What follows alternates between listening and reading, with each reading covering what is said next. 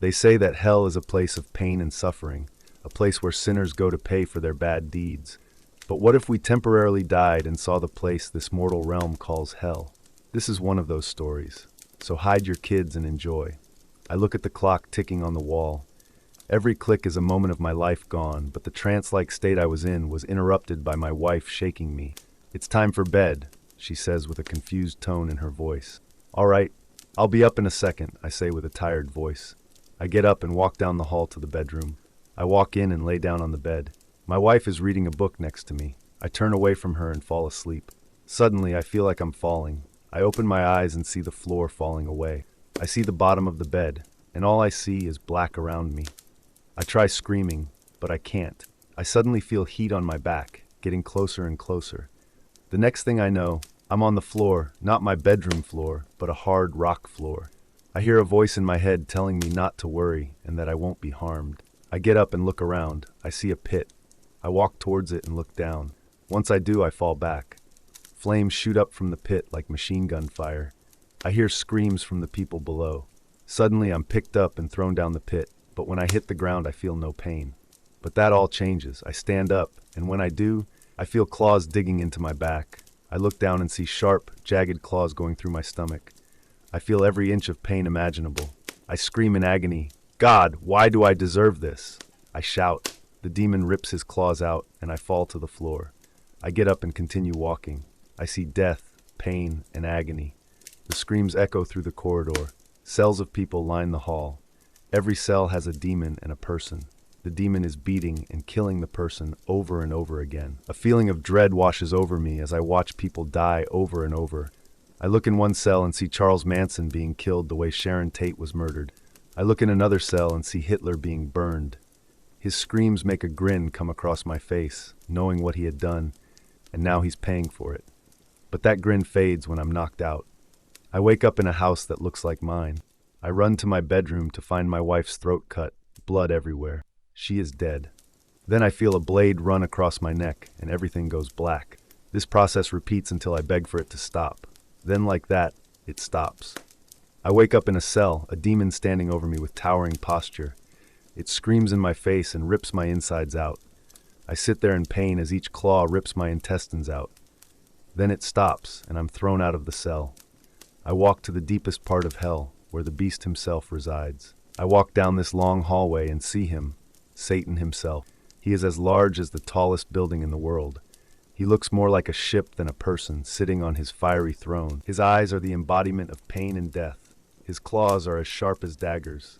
As I look him up and down, he speaks. "Why are you here?" he says in a raspy, deep voice. I freeze when I hear him speak. I reply, "Don't know." Suddenly, I am back in my bed. I turn to my wife. She is dead with her throat sliced open.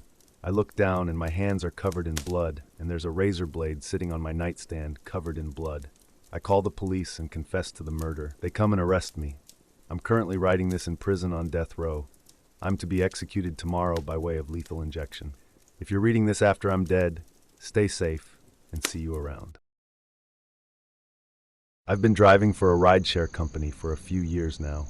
It's a decent gig, especially since I prefer driving at night. Less traffic, quieter streets, and the city lights give off a calming vibe. I've had my fair share of weird passengers, but nothing too crazy. That all changed on a Friday night in October, a night that still gives me chills every time I think about it. It was around 11:30 p.m., and I was getting ready to call it a night. I had just dropped off a couple at a downtown hotel when I got a ping for a new ride. It was a bit out of the way, but I figured I'd squeeze in one last fare before heading home. The pickup location was in a quiet neighborhood on the outskirts of the city. The kind of place where the houses are spaced out and the streetlights are few and far between. As I approached the address, I noticed there wasn't much activity around. No lights on in the houses, no people walking their dogs, just silence. I pulled up to the curb and waited. After a couple of minutes, a man appeared from the shadows between two houses. He was tall, wearing a dark hoodie with the hood pulled low over his face. I couldn't make out his features in the dim light, but something about him made me uneasy right away. Still, I brushed it off. Late-night passengers often preferred to keep to themselves. He got in the back seat, closing the door with a soft click. "Good evening," I said, trying to keep my tone friendly. He didn't respond, just stared straight ahead. His silence was unnerving, but I wasn't going to push it. I glanced at the app to check the destination, but to my surprise, there wasn't one listed. It just said, "Ride in progress." "Where are you headed?" I asked, glancing at him in the rearview mirror. He hesitated for a moment, then finally spoke in a low, almost monotone voice. "Just drive." I felt a chill run down my spine. This wasn't typical. Most passengers had a clear destination in mind, even if they were indecisive at first. I tried to press him for more information. "Anywhere in particular? Downtown? The suburbs?" He shook his head slowly. "Just drive. I'll tell you when to stop." At this point, alarm bells were going off in my head, but he didn't seem aggressive or dangerous, just strange. Against my better judgment, I decided to keep driving. After all, it was just another ride, right? We drove in silence for what felt like an eternity. The streets were nearly empty, and the only sound was the hum of the engine. I kept glancing at the mirror, trying to get a better look at him, but he kept his face hidden in the shadows. I noticed he wasn't fidgeting or checking his phone like most passengers did. He just sat there, perfectly still, staring straight ahead. After about 15 minutes, I started to feel uneasy. The longer we drove, the more I got the feeling that something wasn't right. My mind began to race with thoughts of possible scenarios. Was he a criminal? A runaway? Was I in danger? Finally, I couldn't take the silence any longer. "So where are you from?" I asked, trying to make small talk. There was a long pause before he answered. "I've been around." His voice was so flat, so emotionless, that it made my skin crawl. I tried to keep the conversation going, but every question I asked was met with a vague or one-word answer. The tension in the car was unbearable. Then, out of nowhere, he said something that sent a jolt of fear through me. "You like driving at night, don't you, Mike?" I froze. I hadn't told him my name. It wasn't visible anywhere in the car, and I didn't recall mentioning it earlier. My mind raced as I tried to figure out how he knew. Maybe he saw it on the app, but even then, it didn't make sense. Passengers rarely cared enough to remember their driver's name. How do you know my name?" I stammered, trying to keep my voice steady. He didn't answer. Instead, he leaned forward slightly, and for the first time I could see his eyes in the rearview mirror. They were cold, empty, like they were looking right through me. I gripped the steering wheel tighter, my knuckles turning white. "Listen, man, if this is some kind of joke, it's not funny." He remained silent, his gaze never wavering. The air in the car felt heavy, suffocating. I could feel my heart pounding in my chest. Then he spoke again, this time in a whisper. "You should take the next left." I didn't know why, but I felt compelled to obey. My hands turned the wheel almost on their own, and I found myself driving down a narrow, dimly lit street. The houses here were older, run down, and there was an eerie stillness in the air. "Stop here," he said suddenly. I hit the brakes, the car coming to a stop in front of an old, dilapidated house. The windows were boarded up, and the front yard was overgrown with weeds. It looked like no one had lived there in years. "This is your stop?" I asked, my voice trembling. He nodded slowly. "Yes." I watched in the mirror as he reached for the door handle, but before he got out, he turned to me one last time. "Thanks for the ride, Mike. You should be careful who you pick up at night." With that, he stepped out of the car and disappeared into the darkness. I sat there for a moment, trying to process what had just happened. My heart was racing, and my hands were shaking. I looked at the house again. Something about it seemed familiar, but I couldn't quite place it. Then it hit me. I had seen a news report a few years ago about a family that had lived here, a family that had been brutally murdered in their own home. The killer was never caught. My stomach dropped. I slammed the car into gear and sped away from the house, my mind racing. How did he know my name? Why did he take me there? And most importantly, who was he? When I got home, I couldn't shake the feeling that I had narrowly escaped something terrible. I checked my rideshare app, but the trip wasn't logged. It was as if it had never happened. It was supposed to be a fresh start. My wife and I had just moved into a quiet neighborhood, excited to begin our new life in a place that seemed perfect. The first day we arrived, we were greeted by an elderly man from next door.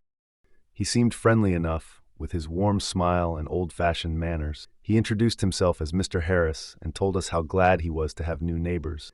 Everything seemed normal at first. We unpacked, settled in, and started to enjoy our new home. But after a few weeks, my wife began to feel uneasy. She told me she'd seen Mr. Harris standing at his window late at night, staring into our house. At first, I brushed it off, thinking she might be overreacting. After all, he was just an old man, probably lonely and curious about the new neighbors. But then the incidents began to pile up. My wife noticed that every time she left the house, whether to grab groceries or just to take a walk, Mr. Harris would be there, watching. It was as if he knew our schedule, down to the minute. One night, she woke up to find him standing in his backyard, staring straight into our bedroom window.